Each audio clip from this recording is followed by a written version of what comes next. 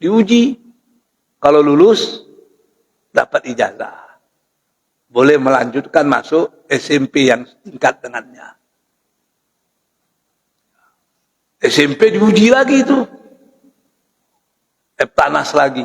Kalau lulus, dapat ijazah. Bisa masuk SMA. SMA diuji lagi itu. Lulus, dapat ijazah. Masuk kuliah S1. S1 pun diuji lagi itu. Namanya ujian skripsi. Meja hijau kalau bahasa dulu. Kalau di UIN namanya munakasah. Diuji. Kalau skripsi kita itu lulus, maka kita dapat ijazah. Jadi sarjana kita. Tapi kalau ada orang yang skripsinya tidak jelas, dapat ijazah, palsu ijazahnya itu. Tidak bisa itu. Yang membuat negara kita ini rusak. Seringkali para pemimpin tidak satu kata dan perbuatan. Disuruh sederhana, tapi mereka hidup mewah. Kalau sakit berobat ke puskesmas, ke rumah sakit kita bagus. Begitu dia batuk berobat ke Singapura, jadi macam mana caranya?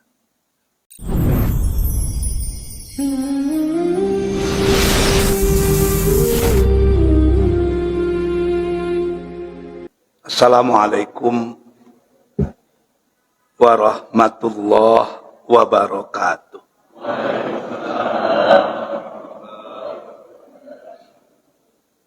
Alhamdulillahi rabbil alamin. Wa bihi nasta'in ala umuri dunya waddin. Ashhadu an la ilaha illallah wa ashhadu anna Muhammadan abduhu wa rasuluh la nabiyya ba'dah. Allahumma salli ala Muhammad wa ala ali Muhammad. Bapak-bapak, ibu-ibu, hadirin dan hadirat yang dicintai Allah. Kembali kita bersyukur kepada Allah. Subuh ini Allah masih memberi kita nikmat hidup. Semoga kehidupan kita hari ini lebih baik dari hari yang lalu. Kehidupan kita hari esok akan lebih baik dari hari kini. Selawat beriring salam kita pohonkan kepada Allah agar senantiasa dicurahkan kepada Rasulullah Habibullah Muhammad sallallahu alaihi wasallam. Sama-sama kita berikrar agar tetap menjadi umat dan pengikutnya yang senantiasa setia menghidup-hidupkan sunnahnya dalam hidup dan kehidupan kita, insya Allah. Subuh ini kita coba membicarakan surah Asy-Syarh atau dibaca atau disebut juga Al-Insyirah. A'udzubillahi minasyaitonir rajim. Bismillahirrahmanirrahim. Alam nashrah laka sadrak wa wada'na anka wizrak allazi anqadha dhahrak wa rafa'na laka dzikrak fa inna ma'al usri yusra. Inna ma'al usri yusra. Fa idza faraghta fansab wa ila rabbika farghab.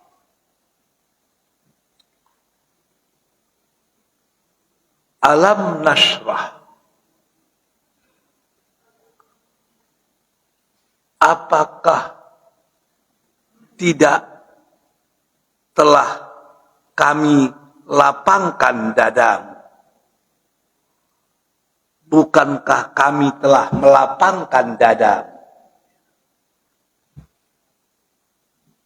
Ayat ini bentuknya, syiratnya itu istifham. Bertanya. Tapi maknanya takkid, mengokohkan. Apa maksudnya itu? Bapak-bapak marah dengan anak bapak-bapak. Ibu-ibu marah dengan anak ibu-ibu. Ketika kita marah, kita bilang dengan dia, kau baik-baiklah. Tidak didengarnya. Lalu bapak-bapak dan ibu-ibu ngomong dengan anak bapak-bapak. Aku ini ayahmu enggak? Aku ini ibumu enggak? Itu bentuknya pertanyaan. Tapi apakah bapak-bapak dan ibu-ibu bertanya itu? Enggak.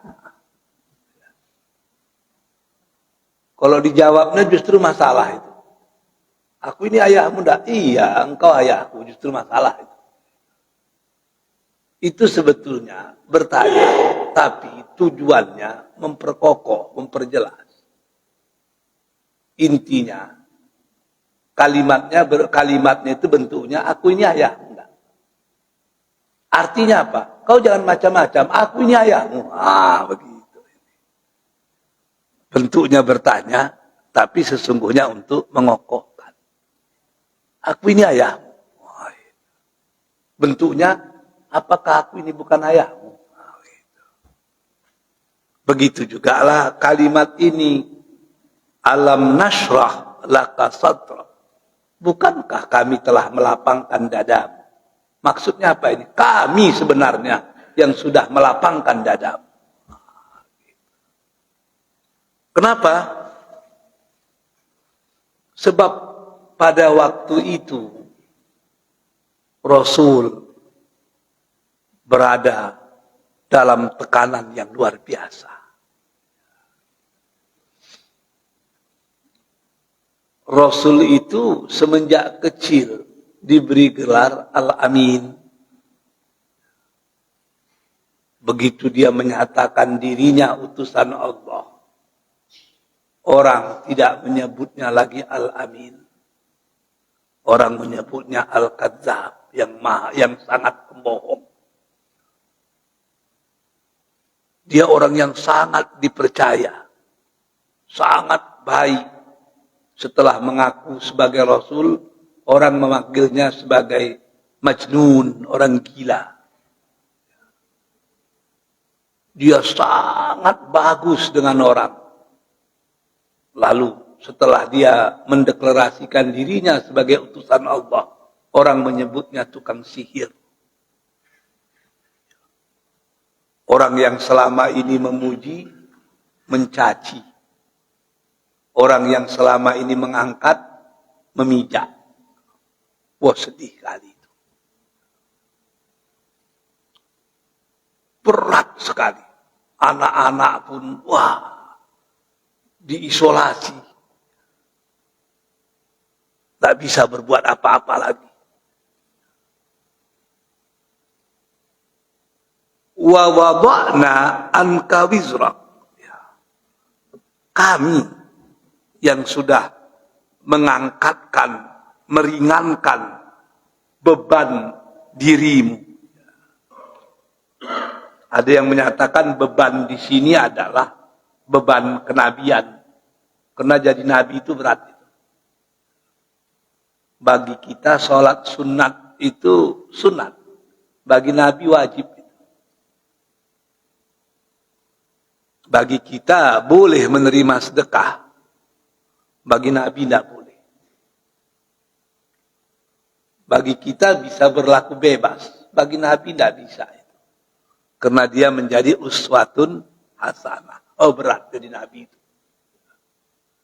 Dia harus mendahulukan kepentingan umatnya daripada kepentingan dirinya sendiri. Sehingga kadang-kadang Nabi itu ditegur itu. Yang seharusnya bisa dinikmati olehnya dan oleh keluarganya, itu pun diserahkan kepada orang lain. Oh berat, jadi Nabi itu berat. Saya pikir-pikir, kalaulah saya jadi Nabi, kemungkinannya cuma 2 itu. Kalau tidak langsung mati, pasti gila saya itu. Berat jadi Nabi itu berat. Makanya kalau ada orang ngaku diri jadi Nabi, itu cari kerjaan itu sebetulnya. Cari kerjaan. Tidak akan sanggup kita jadi Nabi itu. Sebab dalam hadis Nabi dikatakan, asadun nas al-bala al-anbiya. Manusia yang paling berat tantangannya itu, yang paling berat cobaannya itu adalah al-anbiya. Para Nabi. Sumal amsal fal amsal. Kemudian yang seperti Nabi dan yang sepertinya. Jadi semakin dekat kita kepada Allah, itu semakin kuat godaannya itu. Kalau orangnya S1, itu setannya S1 itu. Tapi kalau ustadz, itu lebih ustadz lagi setannya itu. Semuanya diuji itu. Maka kita pun tidak boleh menganggap remeh ujian. Sebab ujian itu pasti akan kita hadapi. Ahasiban nas ayyutraku ayyaqulu amanna wa hum la yuftanu. Apakah manusia itu kami biarkan begitu saja berkata kami beriman padahal mereka belum diuji. Dalam ayat yang lain dikatakan bahwa sesungguhnya Allah itu pasti menguji kamu. Wala nabluwannakum bisyai' minal khauf. Yang pertama diuji dengan rasa takut. Anggota DPR diuji rasa takut tidak dipilih lagi. Pejabat diuji rasa takut kalau dinonjokkan. Semua diuji rasa takut. Orang tua diuji rasa takut anaknya tidak bisa menjadi apa yang diinginkannya. Diuji semua itu. Wal jua, kelaparan, diuji. Apalagi wa naqsim minal amwal, kebangkrutan. Wal anfus, kematian. Ada suami meninggal istrinya, ada istri meninggal suaminya, ada orang tua meninggal anaknya, diuji. Wassamarat, paceklik yang berkepanjangan.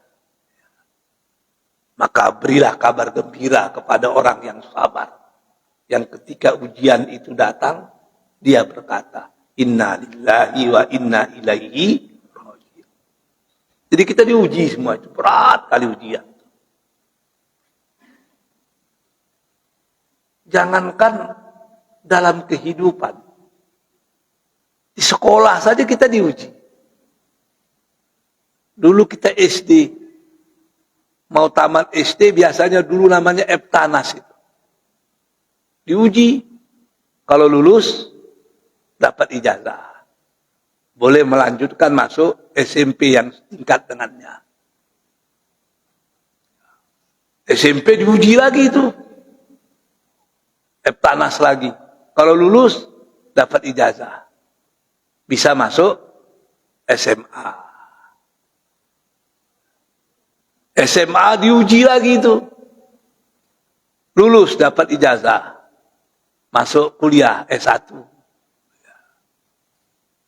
S1 pun diuji lagi itu, namanya ujian skripsi. Meja hijau kalau bahasa dulu. Kalau di UIN namanya munakasah, diuji. Kalau skripsi kita itu lulus, maka kita dapat ijazah, jadi sarjana kita. Tapi kalau ada orang yang skripsinya tidak jelas, dapat ijazah, palsu ijazahnya itu. Tidak bisa itu. Sebab diuji semua itu. Oh, S2 pun diuji juga itu. Namanya ujian tesis. Kalau lulus dapat master. Masuk S3. S3 diuji lagi itu. Ujian disertasi namanya itu. Kalau lulus dapatlah gelar doktor. Doktor disuruh berkarya macam-macam. Maka dapatlah penghargaan profesor. Profesor diuji lagi dalam kehidupan.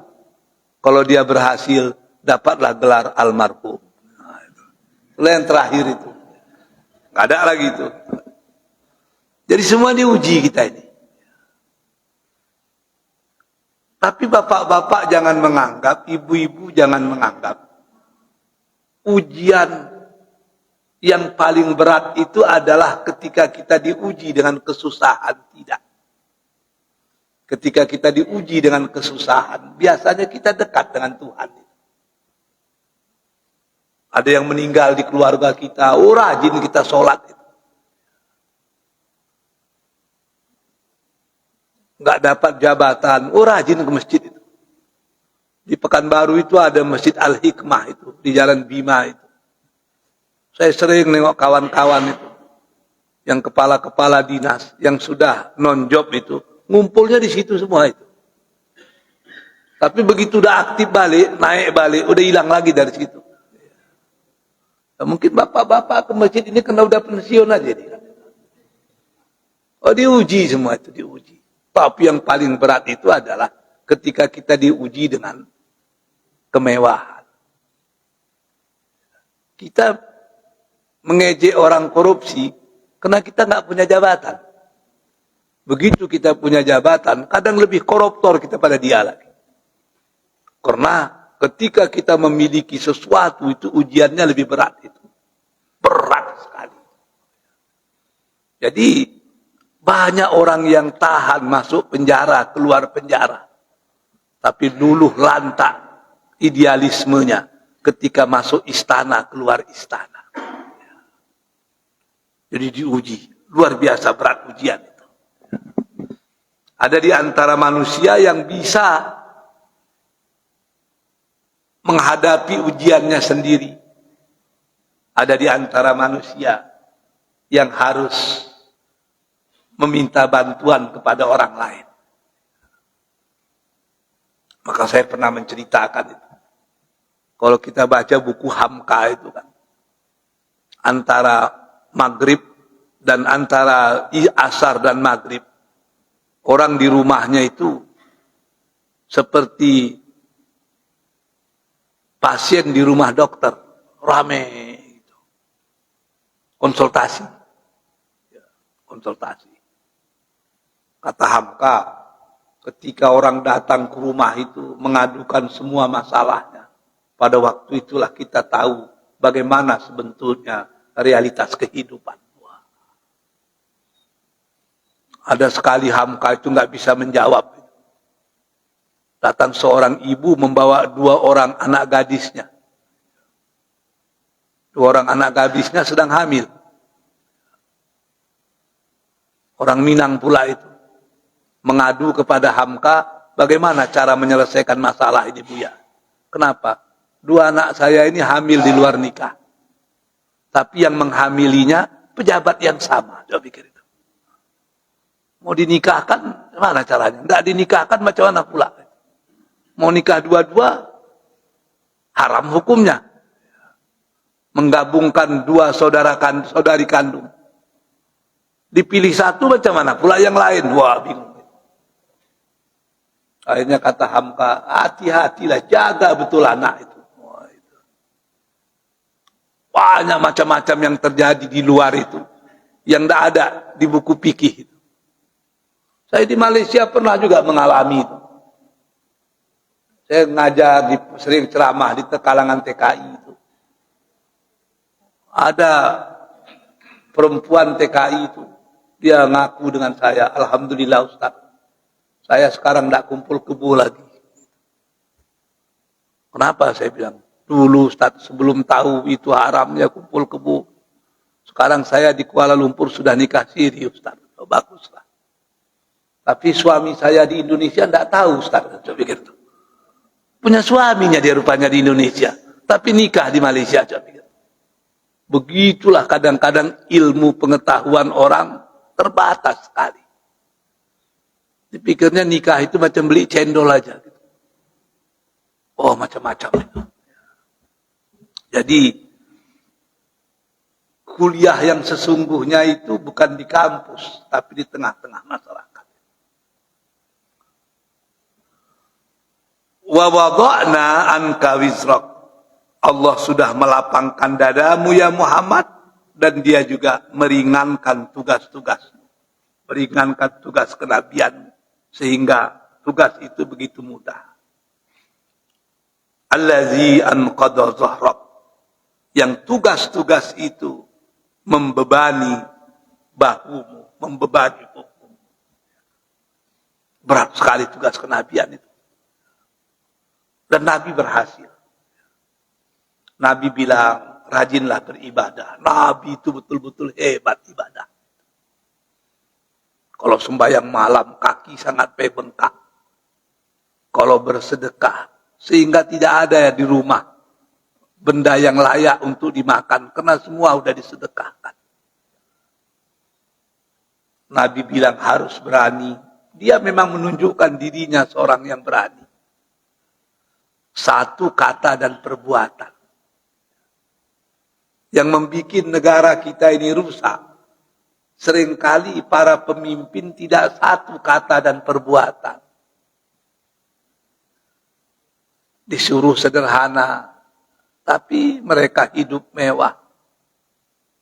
Kalau sakit berobat ke puskesmas, ke rumah sakit kita bagus. Begitu dia batuk berobat ke Singapura, jadi macam mana caranya? Kalau sudah tidak satu kata dan perbuatan, ya, habislah. Rasul itu canggih.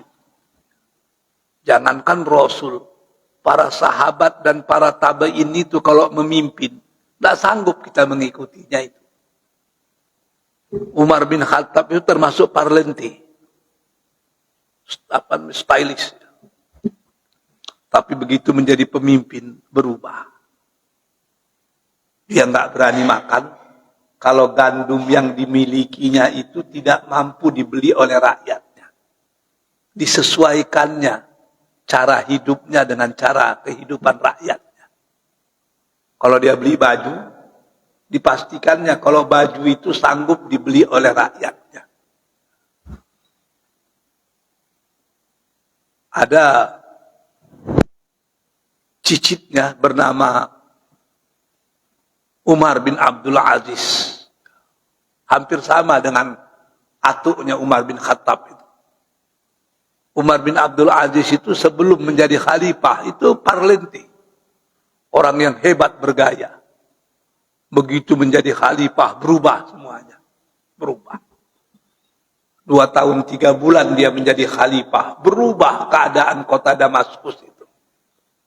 Mencari orang yang mau minta sedekah itu udah gak jumpa lagi itu. Orang justru berebut-rebut untuk bersedekah, bukan meminta uang sedekah. Siang gak berani tidur. Ketika ditanya orang, rehatlah Pak, tidur siang. Oh, saya takut. Yang saya khawatirkan ketika saya tidur, ada rakyat yang memerlukan bantuan saya, tapi saya tidak bisa melayaninya. Apa yang akan dikatakan Allah kepadaku besok? Kalau kita kan tidak kan. Ketika kita bertamu dengan pejabat, apa kata sekretarisnya? Bapak sedang rehat. Oh, ini takut tidur siang. Kata istrinya malam pun sedikit sekali tidur. Ketika ditanya kenapa tidak tidur malam? Oh, takut. Kalau melalaikan kewajibanku sebagai hamba Allah.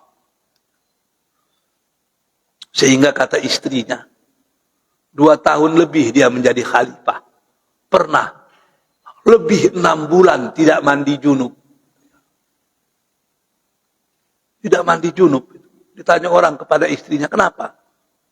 Pemikiran itu tidak ke situ lagi. Pemikiran itu memikirkan umat. Gara-gara memikirkan umat, tidak sempat lagi mandi junub itu. Begitulah takutnya dia mengemban amanah. Kita kadang-kadang pejabat justru begitu punya jabatan masih bisa tambah istri. Macam mana caranya? Kalau sudah mikirin umi, macam mana mau mikirin umat?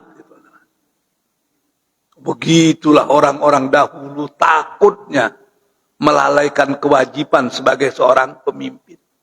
Ketika dia belum pemimpin, dia seperti manusia normal biasa. Tapi begitu dia jadi pemimpin berubah. Karena dia tahu pemimpin itu menjadi uswatun hasanah. Saya pernah ceritakan dulu kan, ada tokoh HMI hebat itu di Medan itu. Pernah jadi ketua pimpinan pusat HMI, PB HMI. Profesor Dr. Deliar Nur. Saya punya bukunya di rumah. Udah 2-3 kali saya tamatkan itu. Judul buku biografinya, Aku Bahagian Umat, Aku Bahagian Bangsa. Ada satu lembar di penghujung itu.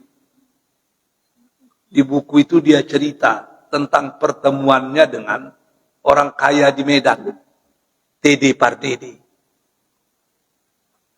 Jadi katanya waktu itu Dede Pardede udah tua, ada 70 lebih juga.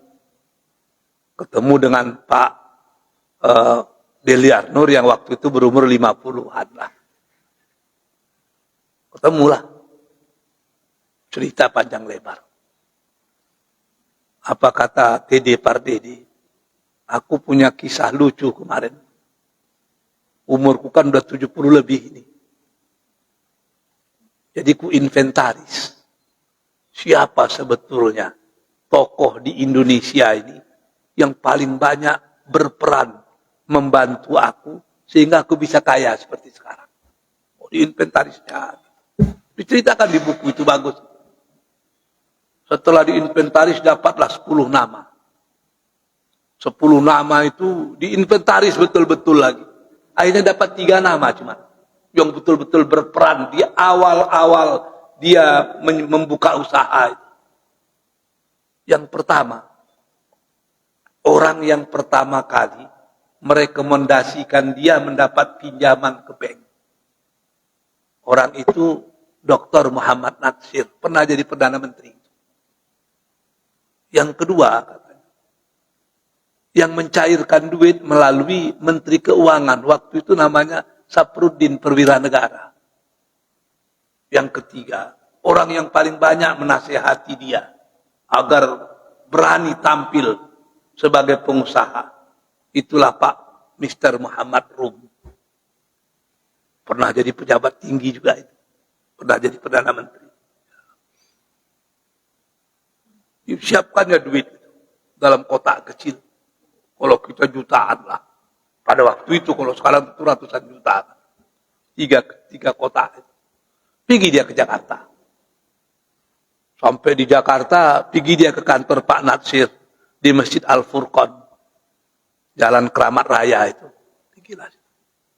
Ketemu, berpelukan.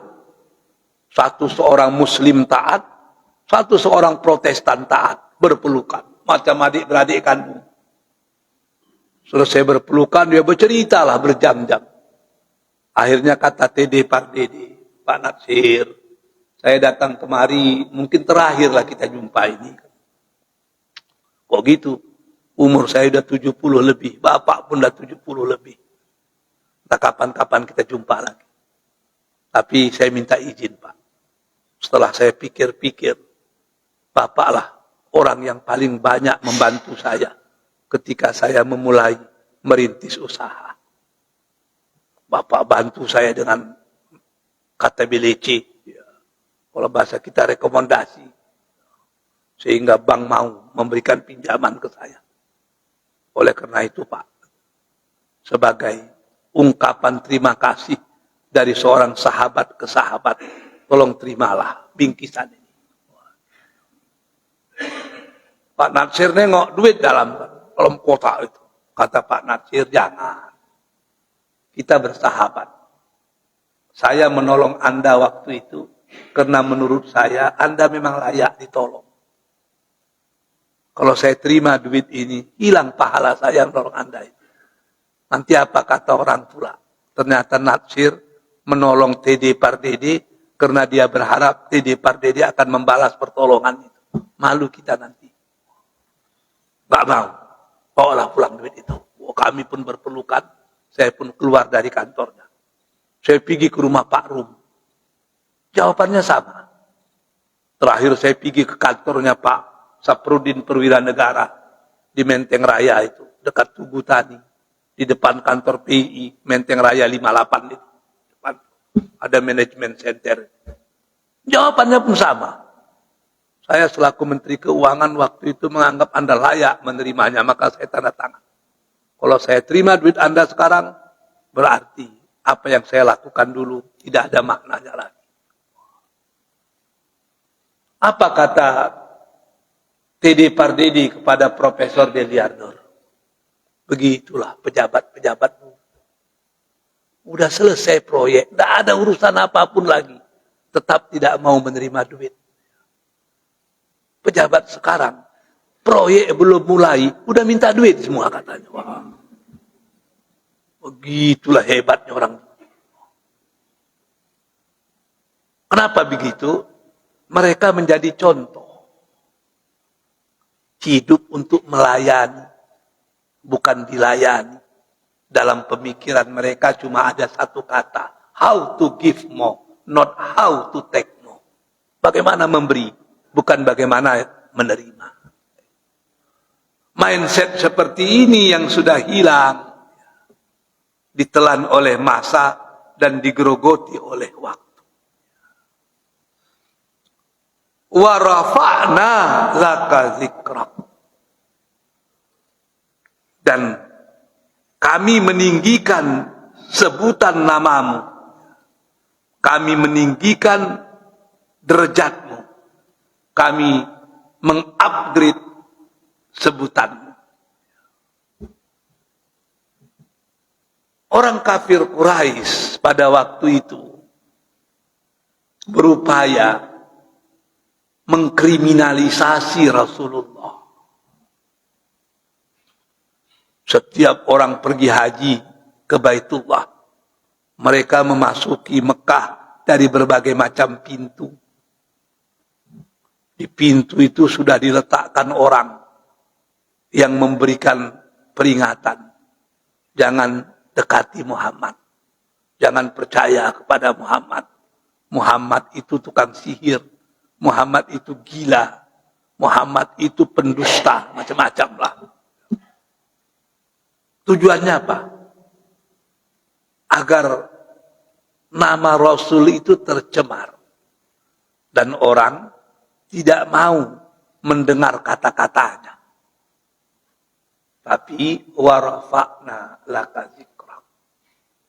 Semakin diperkuat upaya menjatuhkan Nabi secara masif, struktural, dan sistematis, justru semakin berminat orang untuk berjumpa dengan Rasulullah. Orang Madinah datang khusus untuk berjumpa dengan Rasul. Terjadilah yang kita sebut dengan Bai'ah Aqabah. Ramai orang datang. Ternyata dipukul semakin muncul. Dipalu semakin maju. Diarit semakin bangkit. Dibakar semakin menggelegar. Ditendang semakin menantang. Wah, nggak bisa dilawan. Ternyata ketika orang mau merendahkan kita, tapi Allah meninggikan kita, kita tetap tinggi. Tapi ketika kita mau meninggikan diri kita, sementara Allah justru ingin menjatuhkan kita, maka kita pasti jatuh. Saya teringat itu, ada kawan kuliah di Mesir, orang Malaysia. Dia cerita dengan saya. Seminggu sebelum Husni Mubarak jatuh, dia bertanya ke supir-supir taksi kalau dia pergi ke kampus, bagaimana Husni Mubarak? Oh, hebat. Bagaimana Husni Mubarak? Hebat. Semua orang menyatakan dia hebat. Minggu kemudian dia jatuh. Lalu dia naik taksi lagi. Bagaimana Husni Mubarak? Kurang aja. Bagaimana Husni Mubarak? Laknatullah. Ternyata jarak memuji dengan mencaci itu sedikit sekali. Ketika kita berkuasa, para pemuji datang. Tapi ketika kita jatuh, para pemuji hilang. Saya pernah melihat dengan mata kepala saya sendiri. Kawan saya jadi pejabat di Riau. Masuk rumah dinas.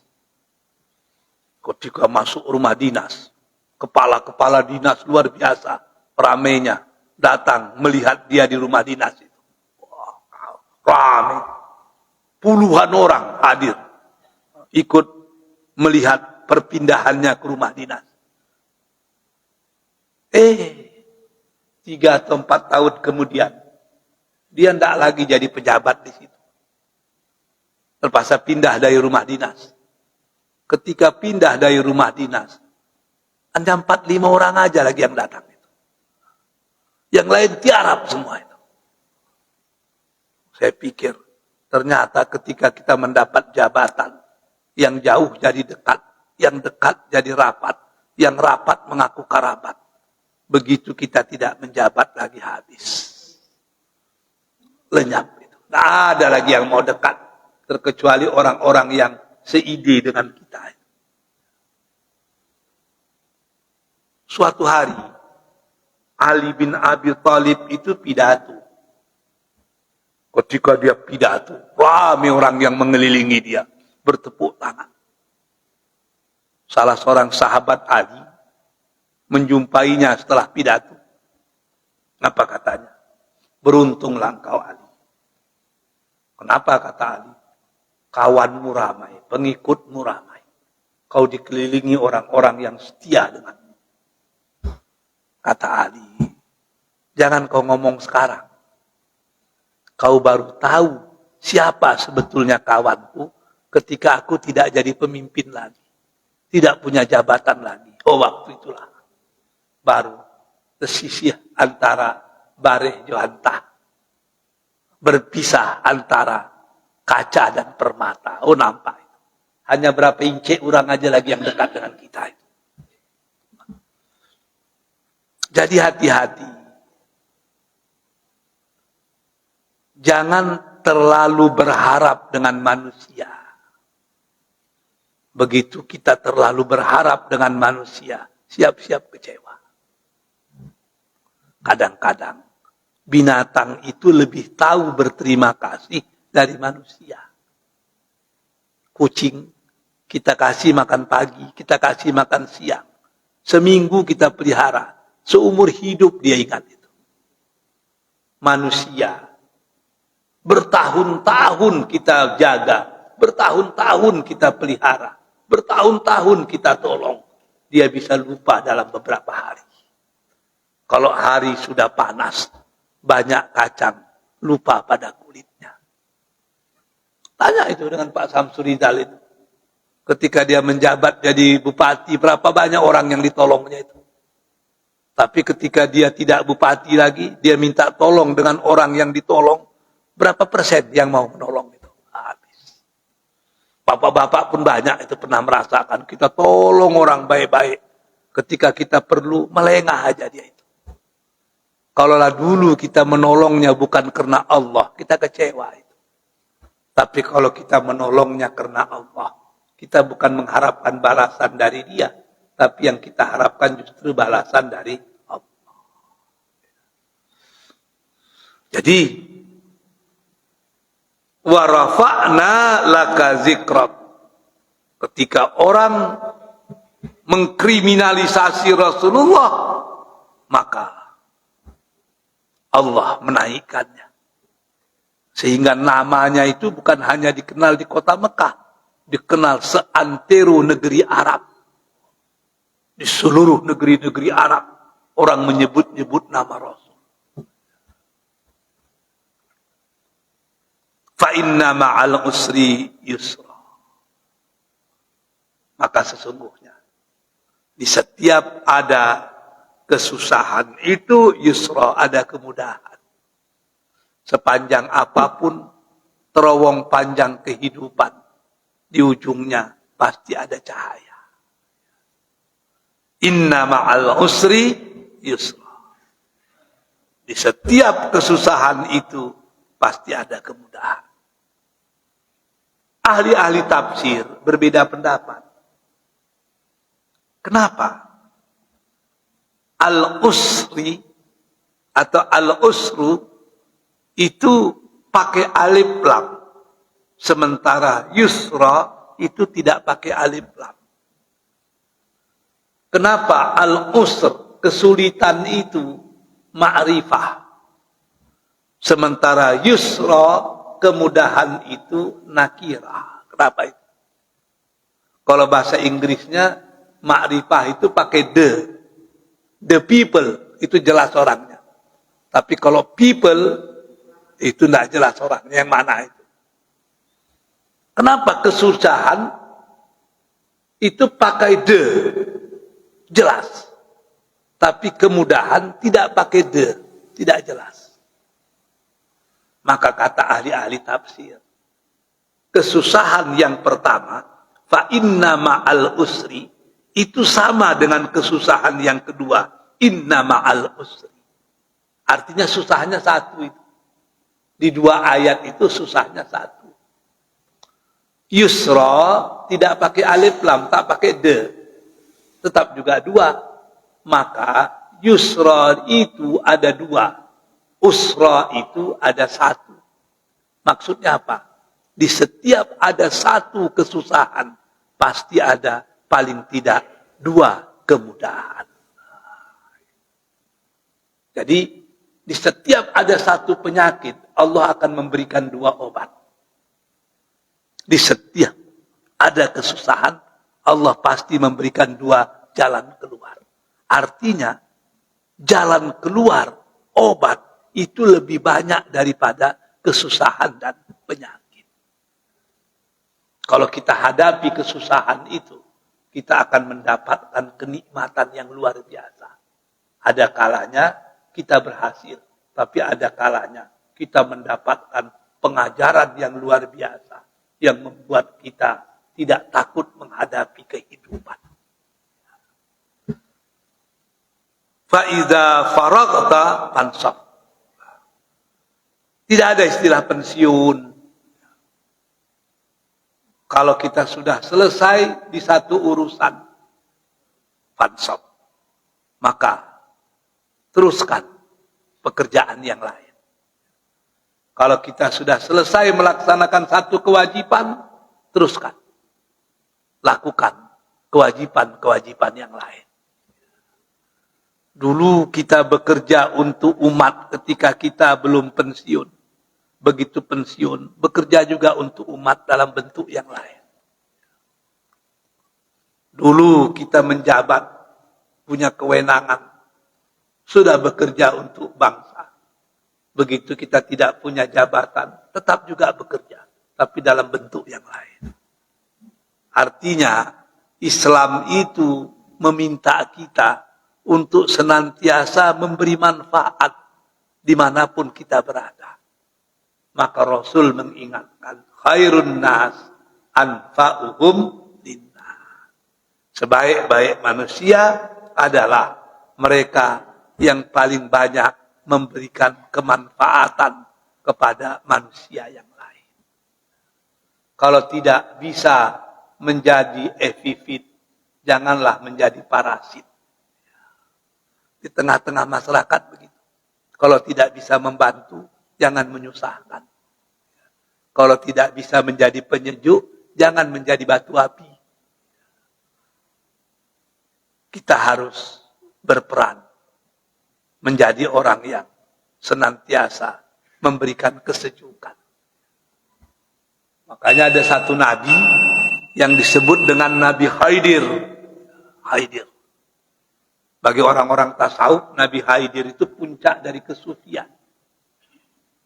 Tapi, kalau menurut Hamka dalam tafsir Al-Azhar, Haidir itu bukan nama, itu gelar. Saya tengok di Google memang iya, nama Nabi Haidir itu ada itu. Tapi Haidir itu gelar. Haidir itu berasal kata-kata hadrun, artinya hijau. Kenapa disebut dengan Nabi Haidir? Ada yang menyatakan, kalau dia berjalan di padang pasir, tanah atau pasir yang dipijaknya itu akan ditumbuhi oleh rumput. Sehingga padang pasir kalau dia berjalan berubah jadi padang rumput. Tapi ada pendapat yang lebih logis. Kata Hamka, pendapat yang lebih logis itu, Nabi Haidir itu memang hadrun, selalu menghijaukan, mencerahkan, mengharmonikan. Dimanapun dia berada, suasana akan berubah menjadi sejuk. Tidak ada kuswi, tidak kasalasai.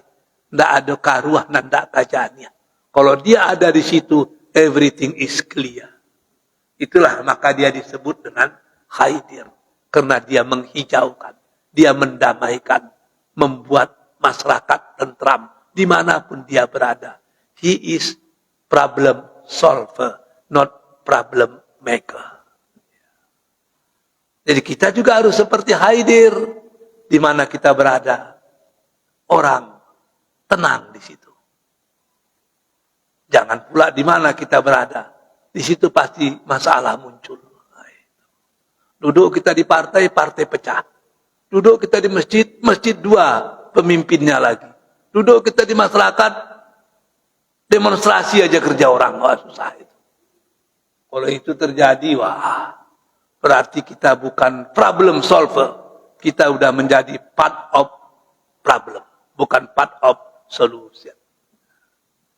Saya rasa itulah yang bisa saya sampaikan. Mohon maaf lah, tanya jawab ditiadakan. Sebab pagi ini saya harus ke Kuala Lumpur. Saya udah bilang dengan abang saya, Dr. Gigi Agung ini. Saya sekarang rektor di 2 universitas. Tapi tetap suami di satu hati. Wabillahi taufiq wal hidayah. Assalamualaikum warahmatullahi wabarakatuh.